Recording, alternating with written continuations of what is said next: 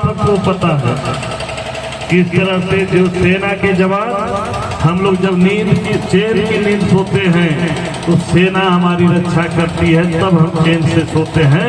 उनके जमीन का घोटाला करके आज वो जेल में है। लेकिन जब मुख्यमंत्री की बारी आएगी तो शिबू सोरेन जी के बाद हेमंत सोरेन जी, और हेमंत सोरेन जी के बाद आप सबको पता है अपने गांधी विधानसभा से कल्पना सोरेन उम्मीदवार बनने जा रही है। और क्यों बनने जा रही है ये भी आप जानते हैं। मतलब यह है कि एक तरफ वो पार्टी जो पूरे देश को अपना परिवार समझता है, एक तरफ वह पार्टी है, वह लोग हैं जो अपने घर की अपने दहलीज को नहीं लांघ सके हैं। चुनना आपको है। तो साथियों, हमारे वरिष्ठ नेता बहुत सारी बातों को बताएंगे और हम लोग लगातार कई बैठके इस तरह का नुक्कड़ सभा कर चुके हैं।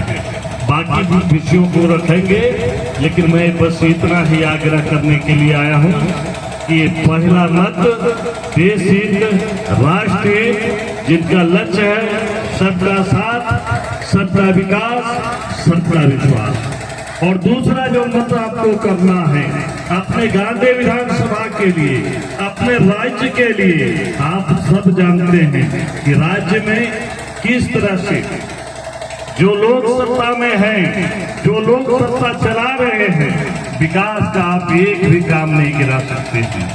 ना उनके शासन काल में आपने देखा होगा यहाँ अगर ये टंकी खड़ी है तो ये केंद्र सरकार की योजना है, लेकिन ये कराता कौन है? राज्य सरकार।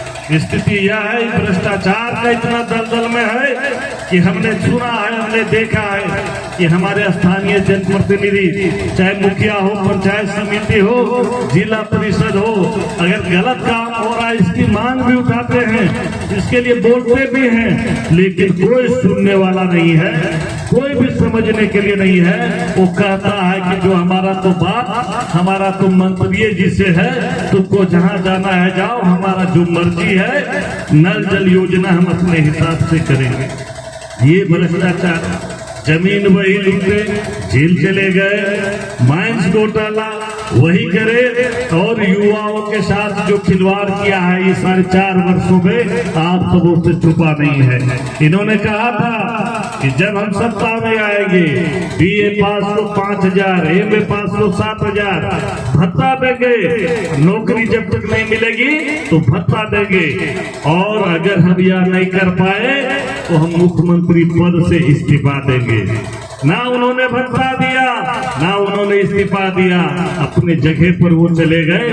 लेकिन जब युवाओं का ये 4.5 साल में मात्र 2 वैकेंसी इन्होंने निकाला, और वो 4.5 साल इसलिए लग गए, वो सेटिंग गेटिंग में 4 साल इनको लग गया। एक नौकरियां जैसे सुनने में आता है 20 लाख 25 लाख का, जब तक सेटिंग नहीं हुआ तब तक वैकेंसी नहीं निकाला। वैकेंसी निकाला, पेपर लीक हुआ, हमारे राज्य के युवाओं का भविष्य अंधकार में डालने का काम किया है। ऐसी सरकार है, तो इस सब से अगर आपको छुटकारा चाहिए, इस सब से मुक्ति चाहिए, तो मैं तो कहता हूँ कि यह 20 मई को गांधी उपचुनाव पूरे राज्य का सेमीफाइनल है। जब तक आप सेमीफाइनल, आप क्रिकेट खेलते हैं युवा, फुटबॉल खेलते हैं आप बताइए, जब तक बिना सेमीफाइनल जीते कोई फाइनल में पहुंच सकता है क्या?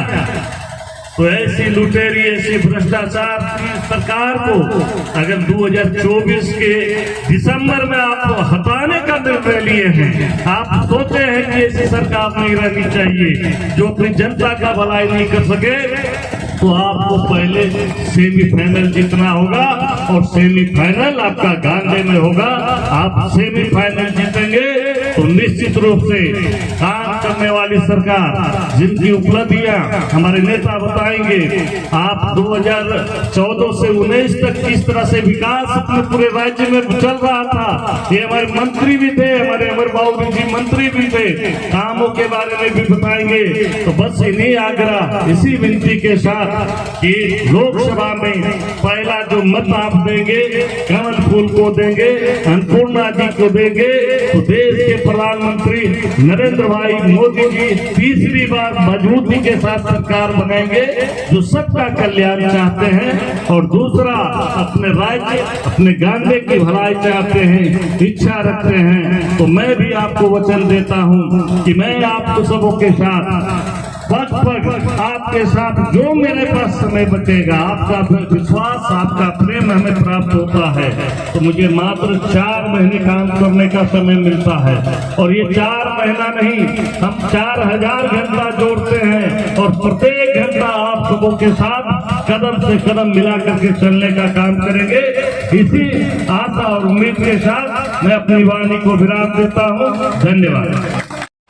ना पड़ेगा भटकना फेक शेयर और व्यूज पर, क्योंकि क्या कब कहां कैसे की सबसे तेज और सटीक कवरेज मिलेगी आपको BNB ऑल इंडिया न्यूज पर।